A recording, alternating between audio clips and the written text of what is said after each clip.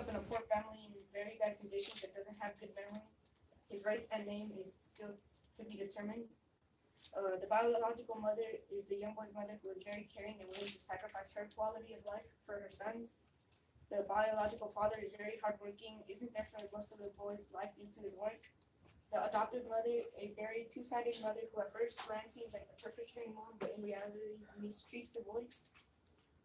The adopted father has a lot of time to spend with the young boy, but works at home and usually pushes the boy away from him when working. And the adopted sister just likes the young boy very much and is often rude to the boy and is spoiled by her parents and seen as the priority between the two children. Another main character is the older version of the boy. He grows up and is aged 18 to 19. He is now a police officer and very hardworking. He has vivid memories of his parents, but can't picture anything clearly. Some side characters are the sheriff, doesn't like the young boy very much due to the fact that he's an immigrant and doesn't treat the boy the same as the other officers. A child service agent who takes the young boy from the biological parents at the airport. A police academy teacher who usually picks on the young boy and makes jokes directed at the boy's race. And a young bully bullies the boy due to the fact that he is a different race than his adopted parents. Alright, so our storyboard is 10 scenes long. Our first scene is there's a family of 3, a mother, father, and young boy of about 12 years of age. It is clear that the family is poor and struggling in the economic placement of society. We will show the daily routines of the boy and how his life at home is like. We will have a time lapse of the neighborhood that the family lives in.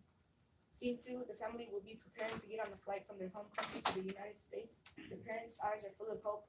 They will finally give their son the life he deserves.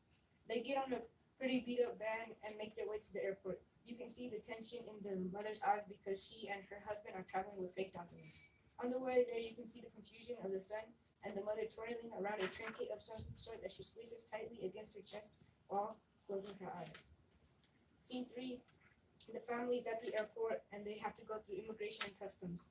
They are asked a series of questions regarding their documents and about their stay in the United States. It is discovered after the questioning that the family was using fake documents and is put aside. As the family leaves, they are escorted by a security guard away from their son. You can see that the child service agent signed a paper at the top that reads adoption papers. Scene 4, the young boy is confused and extremely angry about his parents leaving before they strip the guns to her son and gives her son the trinket that she was so preciously holding and whispers to him, "I love you." Scene 5, before the deportation of the parents, the mother asks why they cannot take their son with them. The agent then answers that they are trying to locate the child, but since they took him to a quote-unquote foster home, which in reality is a detention center for immigrant children where they are put into cages, they're having trouble locating him due to the fact that he's in another state. But since the parents' deportation dates are set for today, they must get out of the country regardless of if they had their son or not. Scene 6, the boy meets his new adopted parents and is very mad. He then makes every action he can to show that he is not happy with his forced parents. He has mental breakdowns and depression over the fact that he remembers his parents and his education is beginning to slip up. Scene 7, the boy is trying his hardest to not associate with his adopted parents because of the trauma he is going through. He is becoming antisocial and his physical health is becoming worse. Scene 8, as time passes, the boy begins to grow older and is now in high school going to graduate. He has already gotten his credits to get out of the police academy once he graduates and is so ready and happy to be a police officer. He has now gotten over the fact that he was stripped from his parents and he has slightly begun to be more productive and social.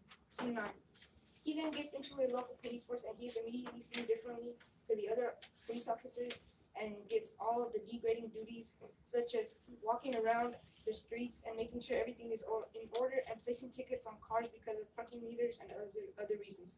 Scene 10, one day the man is doing his same old job. He looks into the distance and accepts the fact that he may never see his parents again.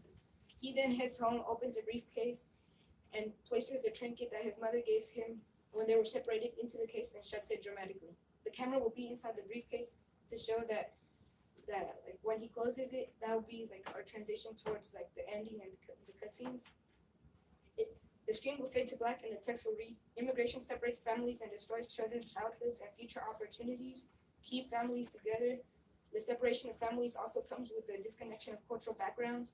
And a quote that I found was, "People without knowledge of their past, history, origin, and culture is like a tree without roots," by Marcus Garvey.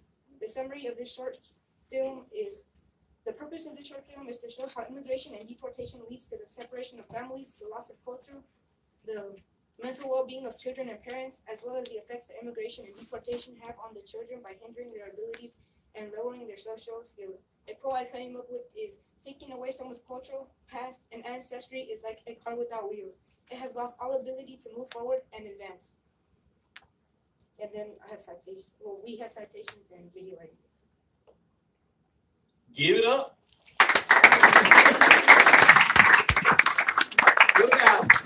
What about three different title suggestions? Dismantle, tree without roots, disconnected. Think about those three, see if there's one you like, or if you have something else you would like to present. Okay. Very good. Let's have group number 1 come up.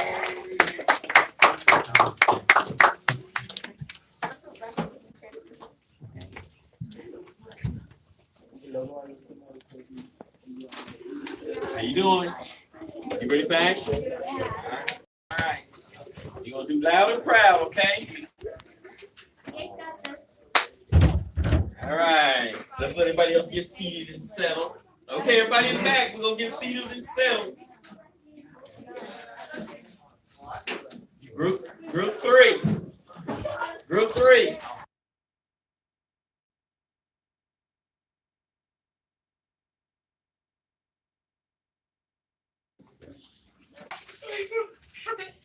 And our topic is sex trafficking, and the name of ours is Appearing. Okay, so like a thing in our video is that we want to have like it having like 2 stories going at once. Like in the foreground is like an innocent story, while the actual message and PSA is happening in the background. So those who watch it has to like actively look for it.